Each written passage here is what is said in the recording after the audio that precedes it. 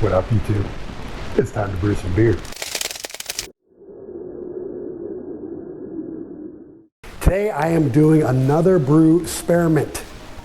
That's what I'm going to call it. Because I batch sparge, I want to find out if the rate of collection makes any difference at all. So what I'm going to do is I'm going to do my normal experiment where I have two of the exact same batch. I'm going to brew them both on the same exact day using all the same ingredients. The only thing I'm going to change is one batch I'm going to run off as quick as it'll collect using the pump. The other one I'm going to run off at a slow rate and see if it makes any difference on the brew house efficiency, which is the main thing that I'm checking right now, and then later on down the road, the flavor.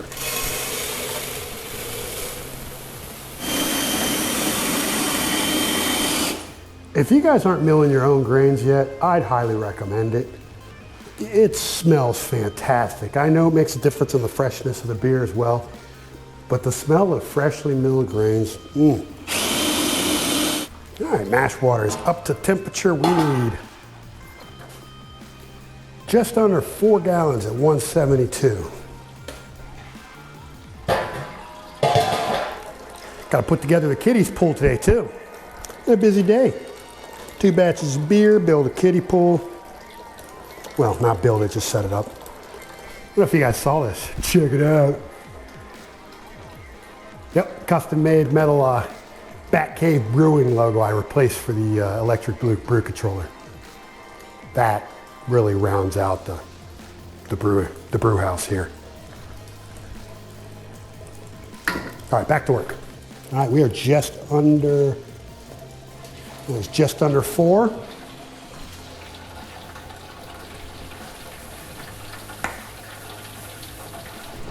Make sure there's no clumps or dough balls. My previous experiment, I found out that stirring and letting the grain beds reset in between the 2 runoffs does not make a difference. So I'm hoping this doesn't make a difference because that'll just be a little bit more time saved on brew day.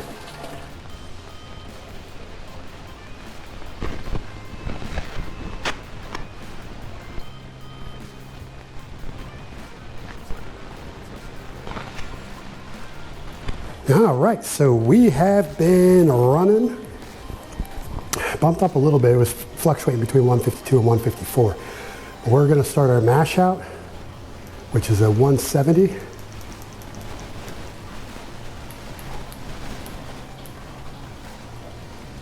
That's all there is to it. Now we'll just wait for the mash to come up to 170, and then we'll start our first run. I like it. That's nice dark beer. Making this brown ale, something a little bit beefy. And that is 4.75. So now I'm going to do the same exact thing. Gonna run it at full steam. We need to get to 6.75.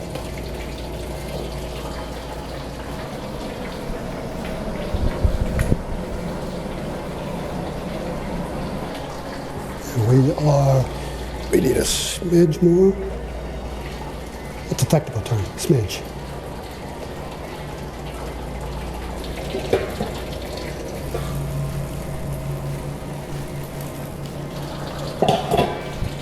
That's it, 6.75. All those pumps off, close everything up. Got our element in our boil kettle going, and we'll just drain the system. Well, not drain the system, but drain the mash tun. We are close. 208. Running the coil at 75%. As soon as I see that bad boy start to boil, I'm going to cut it back to the 40% rolling boil that I always use. We're close. We're at the hot break. Right there. Right there, 210. Our temp's at 212. So we are right about to pop. Making beer is fun. Making beer is fun. Very rewarding. There's our boil. In with our U.S. Goldings hops, 1 ounce. These are our bittering hops.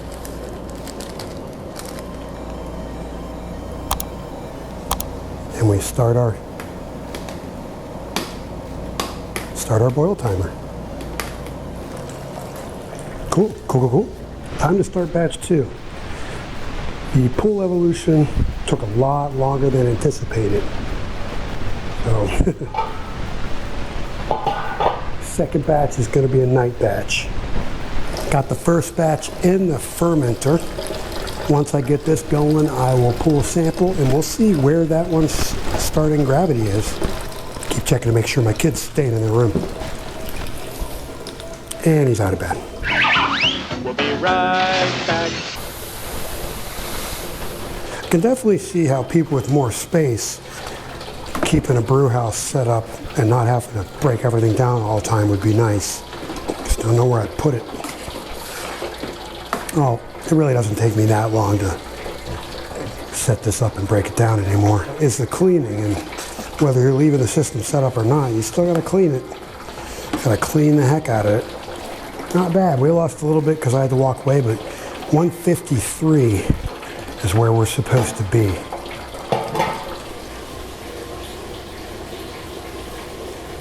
Now it's time for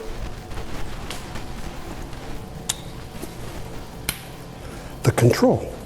My normal slow rate of collection. I'm going to check all our valves. We're at our mash out temperature, and we will proceed to slowly and gracefully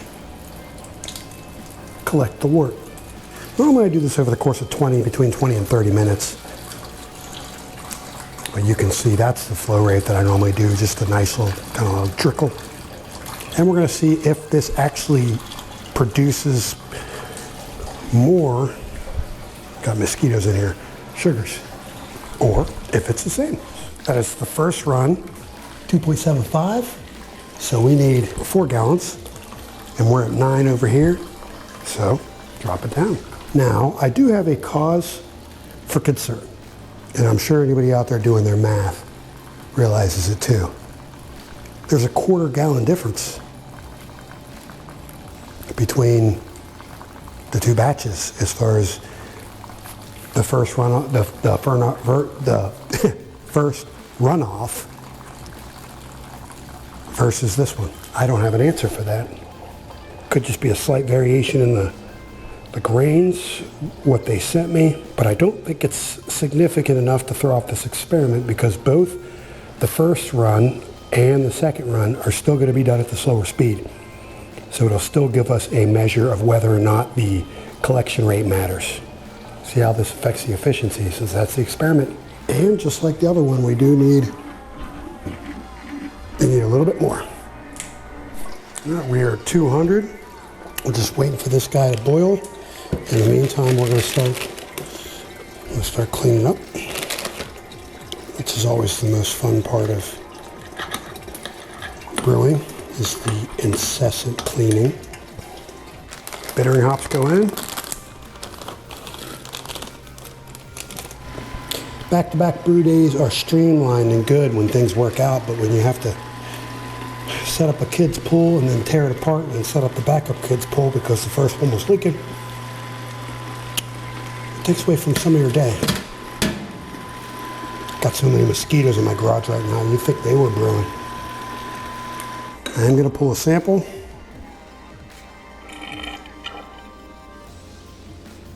Because I want to check the numbers. And the verdict is, that was pause for the drum roll. As it turns out, once I did the correction for the difference in collected volume at the end, there is actually no difference between running it off full bore with the pump and running it slow over a course of about 25 minutes. This is going to save me some time on brew days. Every little bit counts. I did one stir versus no stir experiment. Check that video out if you haven't seen it already. But everything you can do within your brew day to make it more efficient, more repeatable, and more streamlined all saves time, which means you get to make more beer. Thank you guys for watching, and as always, keep brewing.